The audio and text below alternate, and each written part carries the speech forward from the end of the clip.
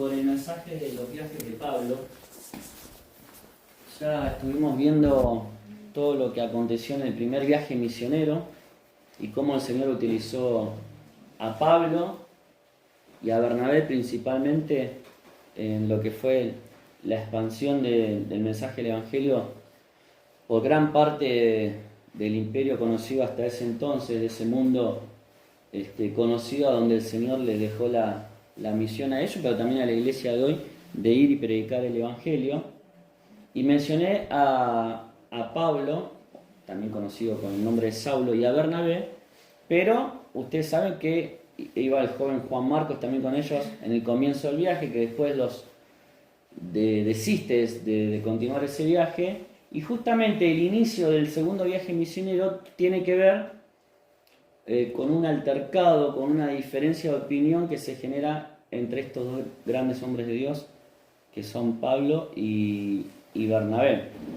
Así que con la ayuda del Señor vamos a ver algunos versículos del capítulo 15 y del 16. El viaje se extiende en el relato hasta el capítulo 18-22. Vamos a ver como quien dice la primera parte de este viaje y después le quedará a Mario lo que resta, o seguramente vamos a necesitar como 3 o 4 mensajes para todo lo que es el segundo viaje misionero de Pablo. Pero estaría bueno que ustedes también pudieran ir leyendo en sus hogares estos casi 3 capítulos de Hechos 15:36 a 18-22, donde se relata todo lo que tiene que ver con el segundo viaje misionero. Bien, lo primero que vamos a ver, vamos a comenzar leyendo el capítulo 15 de Hechos, versículo 36. Vamos a ver la motivación del viaje. ¿Qué motivó a Pablo y a Bernabé a armar el bolsito y decidir salir de vuelta a encarar otro viaje misionero para que el mensaje se siga expandiendo? Y dice Hechos capítulo 15 y versículo 36. Después de algunos días, Pablo dijo a Bernabé: volvamos a visitar a los hermanos en todas las ciudades en que hemos anunciado la palabra del Señor, para ver cómo están. Y Bernabé quería que llevasen consigo a Juan, el que tenía por sobrenombre Marcos. Versículo 38.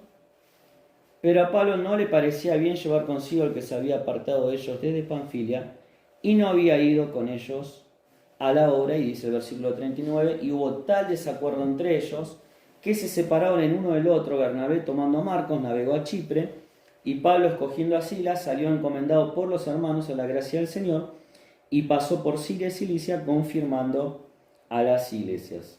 Bien, este es el puntapié inicial del segundo viaje misionero. Lo primero que leemos es que Pablo le transmite a Bernabé esta intención, esta necesidad de poder volver por las ciudades y las iglesias que se habían conformado en ellas en el primer viaje misionero, para visitarlos, y dice ahí, y para ver cómo están, dice al final del versículo 36. Entonces lo primero que vemos, ¿qué les motivó a ellos a poder emprender este viaje misionero? Si bien fue Pablo el que toma la iniciativa, le dice a Bernabé: ¿por qué no emprendemos un segundo viaje y vamos a ver cómo están nuestros hermanos que seguramente la van a estar peleando como cada uno de nosotros? Entonces, las motivaciones para poder servir al Señor en esta gran misión, en primer lugar, vemos que obviamente era la proclamación del Evangelio. Y ellos tenían siempre en su corazón y en su mente la gran comisión que el Señor les había dejado. Y también ahí en Hechos capítulo 1, versículo 8, que lo habíamos dicho que era como el versículo clave de todo el libro de Hechos, que dice: recibiréis poder cuando descienda sobre vosotros el Espíritu Santo y me seréis testigos. Ellos tenían bien en claro que tenían que cumplir con esta tarea de ser testigos de Cristo, ¿no? Investidos con el poder del Espíritu Santo, no en sus propias fuerzas, sino siendo Dios el que los arrastre, el que los empuje, el que los conduzca a cada uno de los lugares que visitaban. Pero no solamente era la proclamación del Evangelio, que tiene que estar la proclamación del Evangelio por encima de todas las cosas, pero también la gran comisión en Mateo 28, 19, 20 nos habla de hacer discípulos. Y seguramente cuando Pablo y Bernabé están diciendo: vamos a hacer este viaje para ver cómo están los hermanos, dentro de esa frase incluía el hecho de hacer discípulos, del discipulado, de enseñarles, de formar a aquellos primeros creyentes de la iglesia del Señor que seguramente estarían muy necesitados, ¿no?, de estos maestros, de las escrituras que vayan, que le aconsejen, que los exhorten, que los amonesten, que le enseñen el camino y los guíen para esos pasos en los caminos del Señor. Pero también otra motivación para este viaje la vemos allí en Efesios capítulo 4, versículo 2, y lo vamos a leer, que tiene que ver con perfeccionar a los santos para la obra del ministerio. Cuando uno lee en Efesios capítulo 4, dice el versículo 12, a fin de perfeccionar a los santos para la obra del ministerio, para la edificación del cuerpo de Cristo, hasta que todos lleguemos a la unidad de la fe y del conocimiento del Hijo de Dios, a un varón perfecto a la medida de la estatura de la plenitud de Cristo. Nosotros, desde que comenzamos nuestro andar con el Señor, debemos procurar cada día avanzar, no quedarnos, apuntar hacia la madurez espiritual. ¿Y cuál tiene que ser nuestra medida? La plenitud de Cristo. Ser imitadores de Cristo. Y tratar de cada día, a través del discipulado, de la enseñanza, de ese perfeccionamiento que necesitamos como hijos de Dios para la obra del ministerio, ir alcanzando madurez. Así que dentro de la motivación de este viaje era proclamar el Evangelio, seguir haciendo discípulos, pero también perfeccionar a esos creyentes, a esos santos, para la obra que después ellos tenían que realizar. Siempre hay un hermano, ¿no?, que cumple esa función de misionero, de abrir un testimonio, pero también después hay que preparar a los que quedan ahí para que ellos sigan esa misma tarea. Así ha sido siempre el modelo bíblico y es lo que hoy debemos procurar cada uno de nosotros. Cuando un alma nueva se suma a la iglesia del Señor, aquellos que tienen mayor madurez en la iglesia deben ser los que tomen la posta de discipular, llevar al crecimiento, a la madurez espiritual a aquellos que están comenzando en los caminos del Señor. Pero también eran motivados por el amor que tenían a los hermanos. Y fíjate lo que dice Filipenses capítulo 1, versículo 8. Porque Dios me es testigo, está hablando Pablo, ¿no?, de cómo os amo a todos vosotros con el entrañable amor de Jesucristo. Estamos hablando de una carta escrita a una iglesia que todavía no había nacido acá en el comienzo del segundo viaje misionero. Vamos a ver que nace en este viaje. Pero después Pablo expresa, y no solamente en este pasaje, sino en muchos otros, cuando escribe sus cartas, el amor hacia los hermanos, el deseo de volver a verlos, el deseo de compartir con ellos, de estrechar esos lazos de comunión con los hermanos. Entonces, fíjense cuántas motivaciones para servir al Señor en la obra misionera: proclamar el Evangelio, hacer discípulos, perfeccionar a los santos para la obra del ministerio, ser motivados por el amor de poder ver a los hermanos, de estar con ellos, de compartir. Colosenses 1:28 también nos habla de la motivación que tenían los apóstoles para hacer estos viajes y visitar y fundar iglesia y predicar el Evangelio. Dice Colosenses 1:28, a quien anunciamos amonestando a todo hombre y enseñando a todo hombre en toda sabiduría, a fin de presentar perfecto a Cristo Jesús a todo hombre, para lo cual, dice Pablo, también trabajo luchando según la potencia de Él, la cual actúa poderosamente en mí. Y ahí nos habla de anunciar a Cristo y de amonestar a los hermanos. Seguramente cuando visitaran nuevamente a estos hermanos que habían quedado como los primeros frutos de ese primer viaje misionero, muchos necesitarían la amonestación, la exhortación, también el darles el ánimo. La comunión entre hermanos, el deseo de verlos. Primera Tesalonicenses 2:17.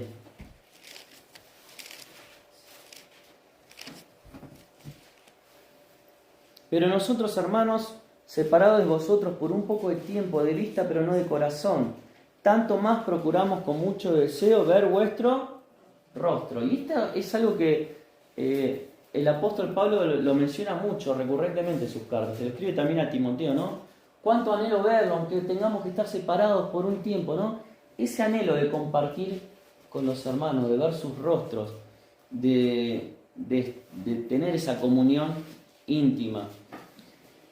Entonces, la pregunta que yo puse ahí como una reflexión para nosotros, ¿no? ¿Qué nos está motivando nosotros a congregarnos y a servir a Dios? Fíjate cuáles eran las motivaciones de Pablo, de Bernabé, para iniciar esta tarea, este servicio misionero. Predicar, que nuevas almas se conviertan, enseñar a otros para que puedan crecer y madurar, que otros también puedan crecer para que sean ellos los que después también ministren y sirvan al Señor. El amor por los hermanos, el deseo de verlos, la comunión íntima. ¿Vengo yo a la casa del Señor con esa motivación? ¿Anhelo ver a mis hermanos? ¿Anhelo discipular a los nuevos creyentes, a los que son más débiles en la fe? ¿Tengo ese deseo de comunicar el Evangelio a aquellos que aún todavía no han recibido a Cristo en sus corazones? Que podamos evaluarnos cuáles son nuestras verdaderas motivaciones. Porque a veces podemos tener motivaciones erróneas o quizás motivaciones egoístas. Fíjate que estas motivaciones todas tienen que ver con el prójimo y no con uno mismo, ¿no? Y a veces digo, sí, yo me congrego, pero porque yo necesito que me prediquen, que me ayuden, que me amen, que esto, pero ¿qué estoy yo dispuesto a dar por el otro, no? Ese era el corazón del apóstol Pablo, de Bernabé, la motivación de este gran viaje y apasionante viaje que fue el segundo viaje misionero. Pero, así como nació este viaje con una motivación buenísima, sana, yo puse ahí ambos siervos de Dios, tenían buenas intenciones, una correcta motivación, Dios quería utilizarlos para que su iglesia siga creciendo, pero, y ahí puse en mayúscula, dice el versículo 39 que habíamos leído, hubo tal desacuerdo entre ellos. Pablo y Bernabé, que habían compartido el primer viaje misionero, ahora juntos sienten el deseo de iniciar un segundo viaje, de servir al Señor. Pero sucede algo entre ellos que genera un tal desacuerdo, dice ahí, los comentaristas dicen que fue una situación bastante tensa entre ellos, que los llevó después a separarse y cada uno hizo un viaje independiente del otro. ¿Cuál fue el motivo por el cual no se pusieron de acuerdo? Marquito, dice Cristian. Bien, que sabemos que era también pariente de ¿quién? De Bernabé. Bernabé estaba de acuerdo en llevarlo. Tenía un espíritu más Bernabé de, bueno, vamos a dar una mano, quizás necesita motivación, necesita que lo fogonemos un poquito, vamos a recibirlo, Juan Marco. El apóstol Pablo no estaba de acuerdo con esa decisión, porque dice, no, ¿cómo vamos a llevar a este hermano que ya nos comprobó que en el primer viaje nos abandonó a mitad de camino? No era fiable. Pero más allá de quién tuvo razón o no, quisiera que podamos meditar y analizar un poquito la cuestión del desacuerdo entre hermanos, ¿no? Y lo primero que tenemos que ver, que siempre que cuando el Señor nos motiva, nos quiere llamar a un servicio, y va a ser algo que seguramente va a ser de bendición para toda la iglesia y para aquellos que tienen el anhelo de servir, siempre va a estar el enemigo, como dice ahí 1 Pedro capítulo 5, 8, como un león rugiente merodeando, buscando a quién devorar. Por eso, ¿cuál debe ser el consejo para nosotros que dice 1 Pedro 5, 8? Guarda, sed sobrios y velad, ¿no? Porque vuestro adversario, el diablo, como un león rugiente, anda merodeando, dando vuelta, buscando a quién devorar.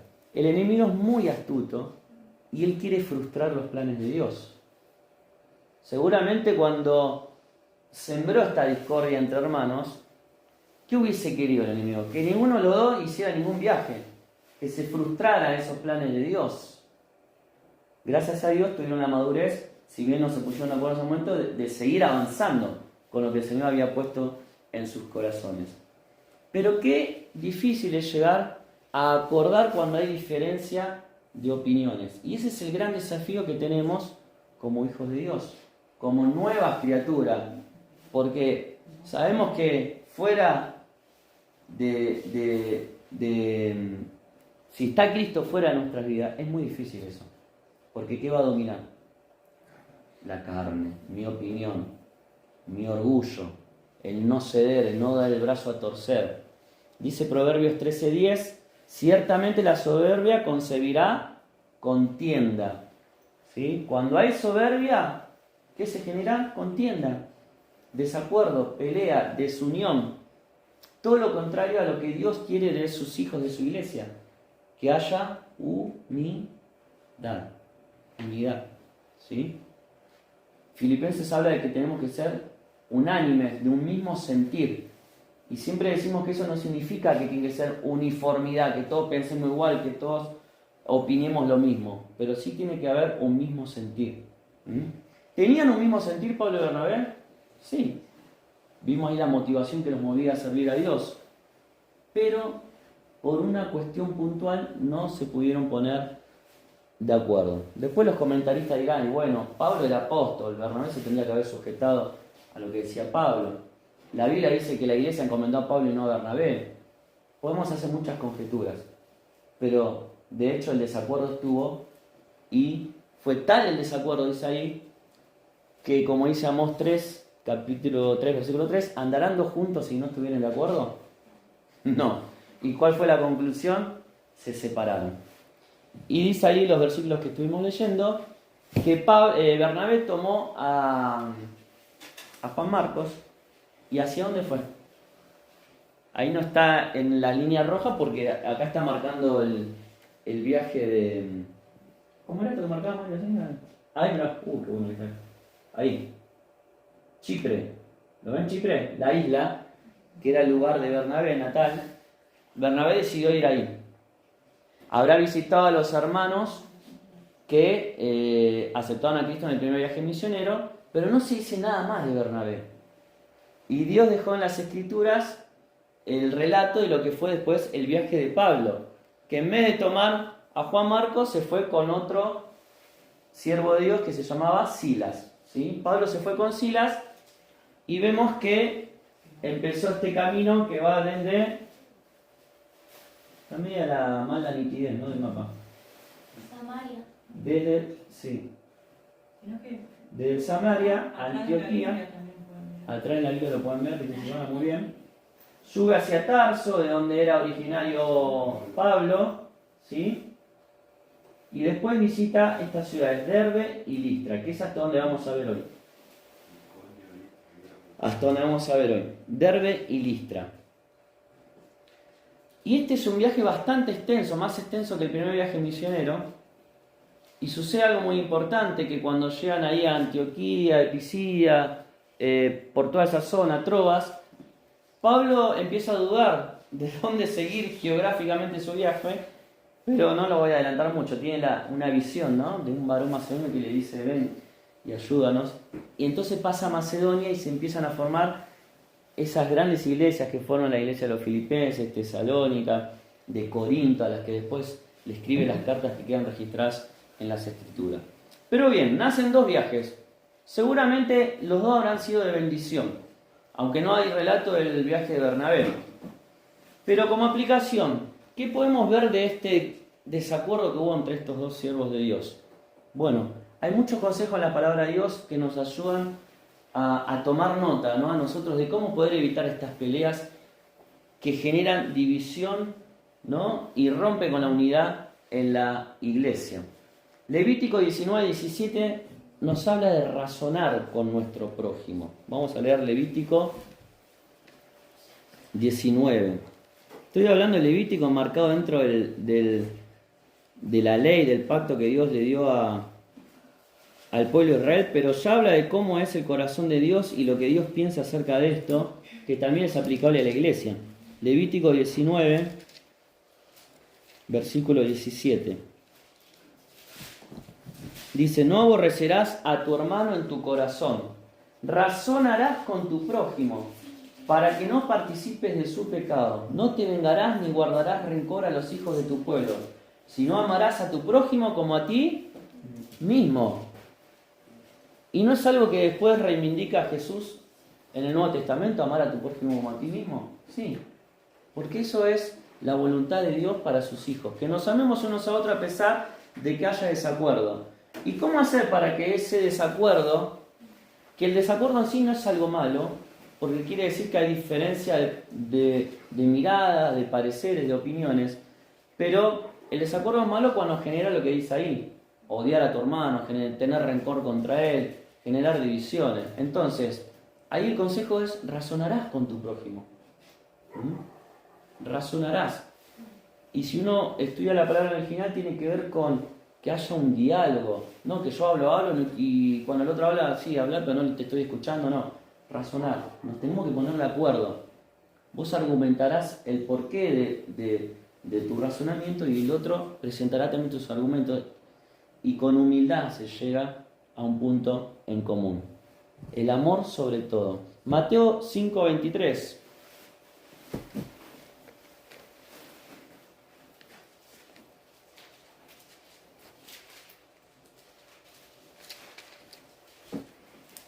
Mateo 5:23. Por tanto, si traes tu ofrenda al altar y allí te acuerdas de que tu hermano tiene algo contra ti, deja allí tu ofrenda delante del altar y anda y reconcíliate primero con tu hermano y entonces ven y presenta tu ofrenda. ¿Qué está hablando acá? De reconciliarte con tu hermano, ¿sí? ¿Antes de qué? De ponerte a servir al Señor. Puse ahí entre paréntesis que es un requisito para poder servir libremente, ¿sí? Es importante esto, que cuando uno sirve a Dios pueda tener esa paz, ese descanso en el corazón de decir, si hubo una diferencia con mi hermano, fui, lo hablé, me reconcilié con él. Entonces ahora sí puedo participar libremente del servicio al Señor. Por eso dice acá, si estás llevando tu ofrenda al altar y allí te acuerdas que tienes algo contra tu hermano, ponete un freno, no sigas. Andá primero y reconciliate. Y Lucas capítulo 6, 27, 36, no lo vamos a leer todo, pero habla al final de estos versículos de que tenemos que ser misericordiosos. Habla de poner la mejilla si alguien te ofende, ¿no? Y si te pega a un lado, poner la otra mejilla también. Que es la actitud que Dios tuvo a través de Jesucristo, ¿no? El ejemplo de entrega, de sumisión, de humildad y de ser misericordioso con el otro, dice, como Dios lo ha sido con nosotros, seguir el ejemplo de Dios. Y Efesios 4:28, un versículo muy conocido, en realidad es el 26 creo.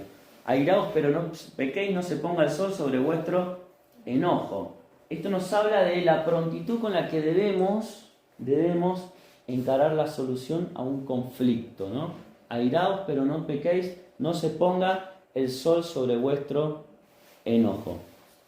Fíjate que uno relaciona la ira con un pecado, pero ahí dice airado, pero no pequéis. Quiere decir que deberíamos poder airarnos, es decir, tener un enojo, pero de alguna manera un enojo santo que no llega a transformarse en un pecado. Como hemos visto en muchas oportunidades cuando el Señor manifestó su enojo contra cosas que iban en contra de la voluntad de Dios. Ahora, cuando nosotros nos enojamos por una situación, aunque sea justa, pero no lo solucionamos, dejamos que pasen los días, el tiempo, eso se puede transformar en una raíz de amargura, en algo pecaminoso que daña mi vida y la vida de mi hermano. Perdonar como Cristo nos perdonó a nosotros está dentro del contexto también de ese pasaje de Efesios capítulo 4. Y vemos que finalmente Marcos, ¿no?, que fue el que generó el desacuerdo entre Bernabé y Pablo, pasó la prueba de fuego. Realmente también fue de bendición lo que Bernabé pudo trabajar en la vida de Marcos, porque al final fue restaurado a la confianza de Pablo. Y dice 2 Timoteo 4:11, creo que lo hemos leído en los mensajes anteriores, que Pablo dice, traedme a Juan Marcos porque me es útil. Quiere decir que este hermano que había cometido un error, que llevó a esta discusión, que llevó a que Pablo perdiera la confianza en él, al final Pablo termina reconociendo que Juan Marcos había madurado, había pasado por ese proceso de crecimiento y madurez y Dios lo había utilizado también para la obra del Señor. Qué importante es esto, ¿no?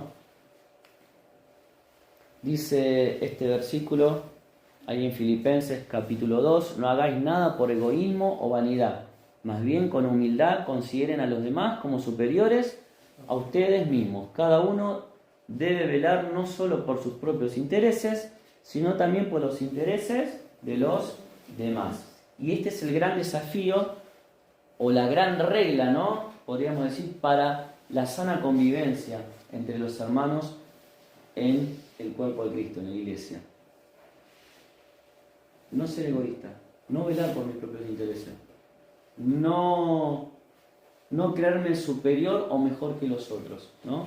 El ejemplo de humildad y estar sujetos los unos a los otros. Bien, pasamos a lo que sigue del viaje. Pablo arranca su viaje junto a Silas.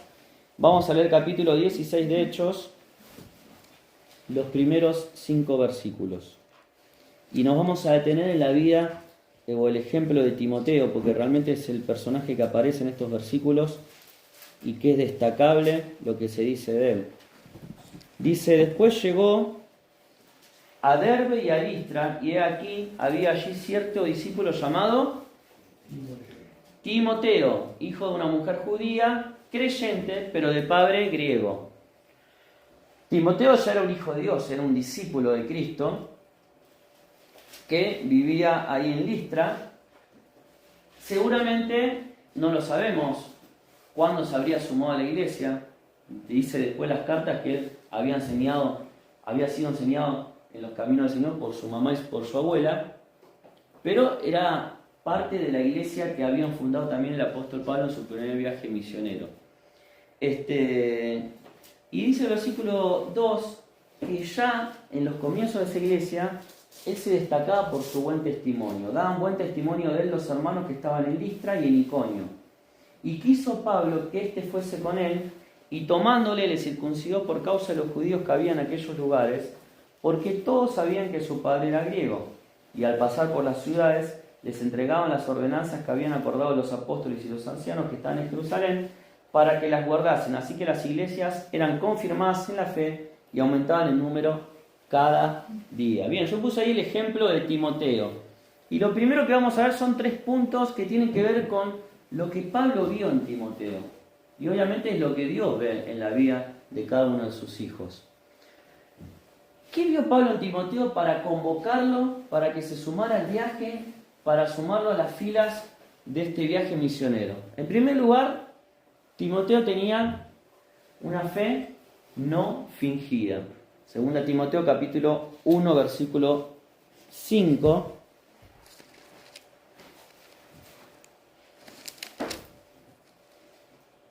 Trayendo a la memoria la fe no fingida que hay en ti, la cual habitó primero en tu abuela Loida y en tu madre Eunice, y estoy seguro que en ti también. ¿Qué significa una fe no fingida? Una fe verdadera, genuina, que lo que él decía concordaba con lo que hacía. ¿Sí? Por eso decía el versículo 2 que daban buen testimonio de él los hermanos.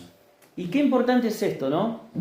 Que los que nos ven, ya sea en el trabajo, en nuestra familia, en la iglesia, vean que lo que nosotros decimos con nuestros labios se sostenga con nuestras acciones y con nuestra vida. ¿Que podemos fallar? Sí. ¿Que podemos pedir perdón? También. ¿Que podemos arrepentirnos? Sí. Pero debe haber una consecuencia de nuestra fe con nuestra vida y con nuestro diario andar. Esto es algo que tenía Timoteo y era algo que había sido transmitido también a través del ejemplo de ¿quiénes? De su madre y de su abuela. Por eso qué importante también para nuestros hijos que nos ven que tratemos de ser lo más fieles posibles al Señor, en el sentido de que no vengamos a la iglesia con una apariencia, con un mensaje, con una actitud, y después nos vean que es algo totalmente contradictorio. Y como dije antes, seguramente nuestros hijos van a ver que muchas veces nos equivocamos. pero que nuestra actitud diaria y nuestro andar es seguir al Señor a pesar de nuestras equivocaciones. En segundo lugar, tenía conocimiento de las Escrituras. 2 Timoteo 3:15. También un versículo muy conocido que hemos aprendido hasta en la escuela dominical, ¿no? Dice, y que desde la niñez has sabido, ¿qué cosa? Las Sagradas Escrituras, las cuales te pueden hacer sabio para la salvación por la fe que es en Cristo Jesús. Y después dice que toda la Escritura es inspirada por Dios, útil para enseñar, para redarguir, para corregir, para instruir en justicia. Timoteo había, podríamos decir, heredado, ¿no?, de su madre, de su abuela, fieles creyentes y seguidoras de Cristo, no solamente el ejemplo de una fe genuina, sino también que le habían transmitido desde su niñez el conocimiento de las Escrituras. ¿Sí? Y todo esto que él había mamado desde pequeño llevaba a que ahora, en su adultez barra juventud, todos dijeran que tenía buen testimonio. Y lo habíamos visto en los devocionales de esta semana, ¿no? No me acuerdo en qué día alguien decía, un comentarista, que mi testimonio no es lo que yo digo de mí mismo, sino lo que los otros dicen de mí. ¿Sí?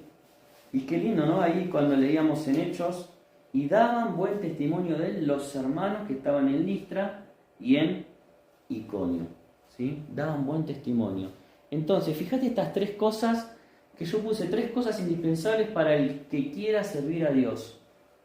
Una fe genuina, ¿sí?, conocimiento de las Escrituras y un buen testimonio. ¿Querés servir al Señor? Y capaz que tenemos que rever en qué aspecto no debo mejorar para servir al Señor. ¿Cómo es mi fe? ¿Coincide lo que yo declaro con mis labios, con lo que es mi vida, mis acciones, las cosas que hago y pienso? ¿Me estoy alimentando de las Escrituras? ¿Estoy procurando crecer cada día más en el conocimiento del Señor? Y en tercer lugar, ¿tengo buen testimonio? Cosas muy importantes para servir al Señor. Y en segundo y último lugar, acerca de Timoteo, algo que se destacaba era la valentía y la entrega que tenía para servir al Señor. En primer lugar, ahí puse que seguramente, y esto lo opinan la mayoría de los comentaristas, él habría sido un testigo ocular de cuando en el primer viaje misionero a Pablo lo apedrean en la ciudad de Listra. Recuerdan que lo habíamos visto en los mensajes anteriores, eso está en Hechos 14, 19 al 20. Entonces él habría quedado en su mente las cosas por las que tenían que pasar aquellos que estaban entregados a la obra misionera, en predicar el Evangelio, en servir a Dios. Él había visto a Pablo apedreado, tirado en el suelo, cuando lo sacan de la ciudad y después los discípulos lo recogen y lo llevan a que se recupere. Él había sido testigo de todo eso. Y cuando Pablo lo llama para que sirva con él en esa misma tarea por la cual había sido apedreado en el viaje anterior, ¿qué se le habrá cruzado por la cabeza a Timoteo? ¿A mí me está llamando? ¿Yo tengo que embarcarme en esta misión? ¿Tengo que estar dispuesto entonces a que si es necesario también pasar por lo mismo? ¿Y se negó Timoteo? No. Tomó este llamado como un llamado de Dios y se sumó a la tarea también misionera.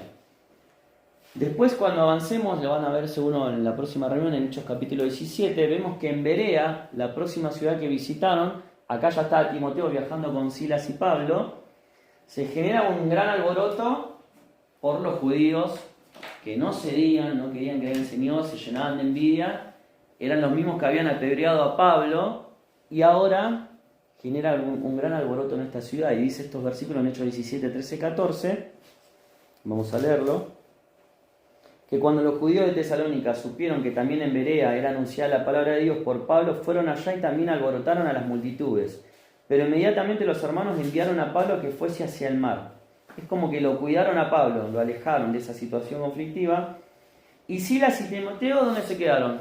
Allí, en el medio del disturbio. Fíjate vos, ¿no?, la valentía de estos hermanos, de Timoteo, un joven.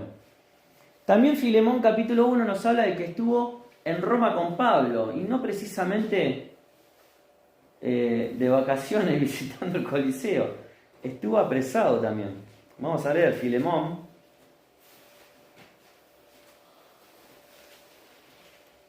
Dice: Pablo, prisionero de Jesucristo, y el hermano Timoteo, al amado Filemón, colaborador nuestro. Cuando le escribe la carta a Filemón, que sabemos que lo escribe desde la prisión, ¿quién estaba ahí con él? Timoteo. Hebreos capítulo 13, versículo 23. Confirma esto. Sabed que está en libertad nuestro hermano Timoteo. Hebreos 13, 23. Sabed que está en libertad vuestro hermano Timoteo, con el cual, si viniere pronto, iré a verlos. ¿Sí? Esto es otra evidencia de que Timoteo también sufrió la prisión al igual que el apóstol Pablo.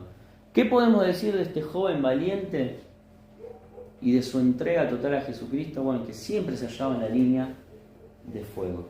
Siempre estaba ahí dispuesto a dar hasta su propia vida. Evidentemente el ejemplo del apóstol Pablo había sido grabado a fuego en su corazón. Por eso se transformó en un hijo espiritual del apóstol Pablo, ¿no? Ahora la pregunta para mí y para cada uno de nosotros sería: ¿qué estoy yo dispuesto a sacrificar para servir a Dios? Entonces fíjate todo lo que aprendimos con respecto al servicio a Dios. Las motivaciones correctas, ¿sí?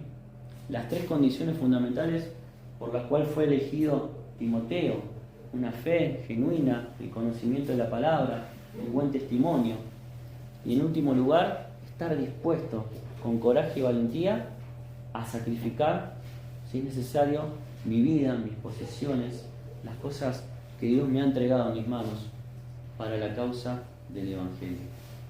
Que realmente podamos llevarnos estos conceptos en nuestro corazón, que podamos seguir meditando en ellos, y que más allá de conocer, como decimos siempre, ¿no?, lo histórico, lo geográfico, lo hermoso de toda esta historia, podamos también sacar estas aplicaciones directas para nuestra vida espiritual. Que el Señor le bendiga, que podamos leer también en nuestros hogares hasta el capítulo 18, todo lo que es el segundo viaje misionero que vamos a seguir estudiando en las reuniones siguientes. Que Dios te bendiga.